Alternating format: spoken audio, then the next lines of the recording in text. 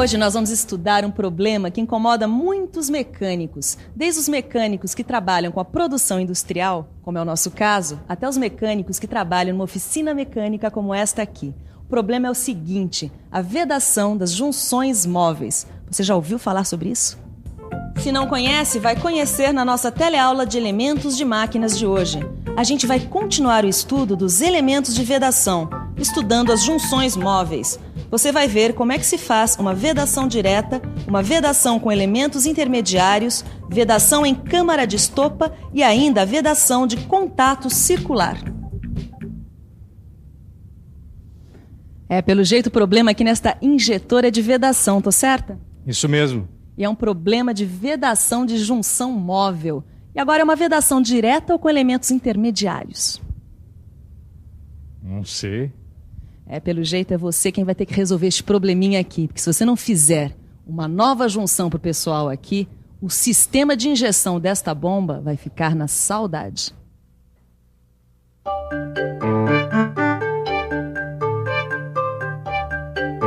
Putz grila, que saudade de Guará, meu.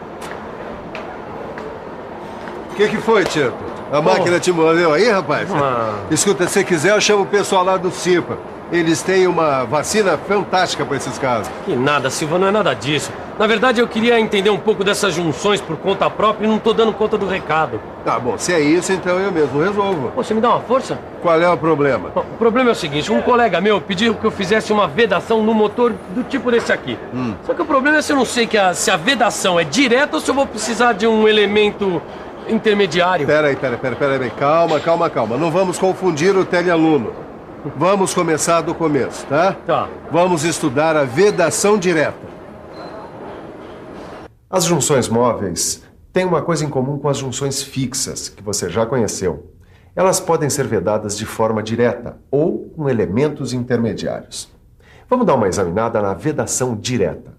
Seguinte, elas têm alto custo e, por isso, a sua aplicação é bastante limitada. E também são sensíveis, muito sensíveis. As vedações diretas são sensíveis às mudanças de temperatura e também não funcionam muito bem em fluidos de alta viscosidade por causa do atrito. Em compensação, elas funcionam que é uma beleza em determinadas situações específicas. Dá só uma olhada. Essas vedações diretas têm pequenas perdas de energia por atrito e vão muito bem em acoplamentos de pistão e em injetores de motores diesel. Ah, é? Legal. Agora eu já sei que no caso de injetores de motor diesel, o certo é vedação direta. Confirmado? Confirmado, hein, Silva? Confirmadíssimo, Titão. Eu assino embaixo do que a gente acabou de ver. Poxa, super legal, né? Bom, é legal, mas é apenas o começo. A gente tem muita coisa para aprender ainda. Nós vamos começar vendo a vedação com elementos intermediários. Confira aí para você ver o quanto isso vale. Você está vendo uma série de exemplos de vedação com elementos intermediários. São as chamadas junções móveis para vedações dinâmicas. Essas aí fazem parte do grupo das junções especiais, como as juntas compensadoras tipo Wagner, as juntas compensadoras em prensa-estopa e as membranas. Já essas aí, que você está vendo agora, são vedações a contato para superfícies cilíndricas. Entre as juntas desse grupo, temos as guarnições para câmaras de estopa, as juntas em contato circular, a contato plano frontal, sem contato, para movimentos alternados. Como talvez você tenha reparado, essas juntas aparecem em vários materiais. Essa aqui, por exemplo, é uma guarnição para câmaras de estopa e é feita em material malhável. Tem também em material malhável combinado com metal. Tem em metal mole e até em massa comprimida. É claro que, dependendo do caso, a gente usa uma ou outra. Quer conferir como são feitas mais algumas juntas móveis? Então preste atenção. Pegue o seu livro de estudo e dê uma boa olhada na tabela que vem com a aula de hoje. Nela você vai encontrar anéis de feltro, de elastômero, de metal, anéis de bordo, juntas com parede plana e colarinho e juntas que você nem imagina que existem.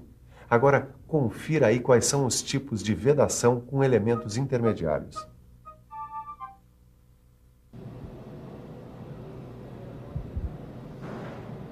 Vamos estudar agora quais são os tipos de vedação com elementos intermediários. Para isso, vamos conversar com o professor Sérgio. Professor, por favor, quais são os tipos de vedação com elementos intermediários?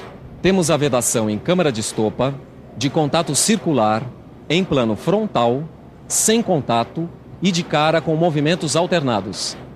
É muito tipo de vedação para uma teleaula só, não é? Por isso nós vamos ficar com as duas primeiras, que são a vedação em câmara de estopa e de contato circular, começando pela vedação em câmara de estopa. Que tipo de vedação é essa aqui, mestre Silva? Não vai me dizer que é a vedação com elemento intermediário, eu tô certo? Tá certo, Tito, mas qual tipo de vedação com elemento intermediário? Vedação em câmara de estopa? Muito bem, muito bem. Esse tipo de vedação aqui, ó, tá vendo? Em câmara de estopa, é feita com estopa trançada aqui. Dá pra ver? Aqui. Essa estopa trançada aqui é o que a gente chama de gacheta. Ué, por que você tá me olhando com essa cara de gacheta, Titão? E nada, eu não entendi como é que a gente faz isso usando estopa. Ah, bom, mas isso é simples.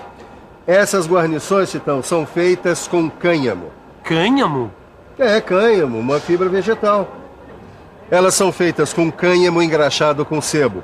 E ainda com algodão, amianto trançado com fibras orgânicas ou fios de teflon. Nossa, que troço incrementado, hein, Silva? É. E as tranças têm seção quadrada e às vezes trapezoidal para que elas fiquem mais flexíveis. De maneiras a que, ao sofrerem uma pressão, elas se amoldem direitinho. Compreendeu? Ah, só. Mas como é que fica o atrito nessa história? Ah, bem lembrado, Titão. Entre a guarnição e o eixo vai ocorrer o atrito. Agora, esse atrito vai ser bem reduzido se a gente usar a guarnição correta e a lubrificação for feita direitinho. Nos trinks, como diz a galera. É isso aí, nos trinks. Quer ver? Deixa eu te mostrar aqui no meu esquema. Olha aqui. A vedação em câmara de estopa tem o eixo, uma caixa e a guarnição fica aqui, tá vendo? Se você quiser ver mais um bom exemplo de vedação em câmara de estopa, é só conferir, claro, com todo o cuidado possível, os elementos de vedação do botijão de gás aí da sua casa. A vedação em câmara de estopa, no caso do botijão, tem o seguinte esquema, com a tampa, o parafuso, o anel, a guarnição e a caixa. Confira, essa peça conta com um dispositivo de bloqueio da guarnição, e esse dispositivo regula a pressão da guarnição contra o eixo. Olha, para você se familiarizar mais com a vedação em câmaras de estopa, vamos dar mais um exemplo. Aqui você vê que é possível o uso de parafuso com cabeça em olho na vedação. E nesse detalhe, aparece o encaixe para a cabeça do parafuso, tá vendo? Esse é o sistema de bloqueio de um botijão. Ele é feito com parafusos de cabeça em T e porca em formato hexagonal. Vamos ver mais um exemplo? Você vai ver como existem várias formas de tampas e furos de caixas para a vedação em câmara de estopa. Olha só. Olha, aí na figura A, a tampa e o fundo têm forma cônica côncava. Na figura B, tem forma bicônica. E na figura C, a forma é cônica côncava e cônica convexa. Agora você não viu ainda outro tipo de vedação com elementos intermediários que a gente prometeu para a teleaula de hoje. Os famosos anéis, que oferecem vedação em contato circular.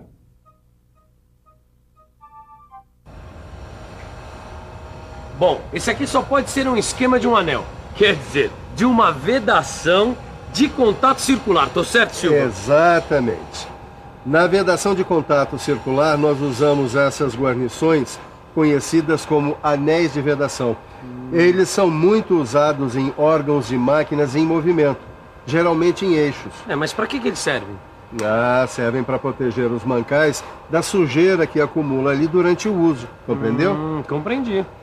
Olha aqui o esquema. Esse aqui é o esquema de um dos principais anéis de vedação. O anel de feltro com seção trapezoidal. No motor, eles são colocados entre o eixo e o cárter para conter o lubrificante e impedir a entrada da poeira ou de qualquer sujeirinha, compreendeu? Compreendi. E aí, será que a vedação do anel do cárter está bem colocado? Bom, se não estiver, é bom você dar uma bela estudada no seu livro de mecânica. Nele você vai encontrar também uma tabela que mostra as dimensões dos anéis de feltro. Mas por enquanto, fique ligado nesta teleaula, porque agora nós vamos ficar com a revisão. E atenção, se liga aí, que é hora da revisão. Na nossa teleaula de elementos de máquinas de hoje, você estudou a vedação de junções móveis. Você viu como é a vedação direta e a vedação com elementos intermediários, como a vedação em câmara de estopa e a vedação de contato circular. Então, pronto para outra? Agora é só você estudar e se preparar para a próxima teleaula, onde a gente vai ver mais sobre junções móveis. Até lá!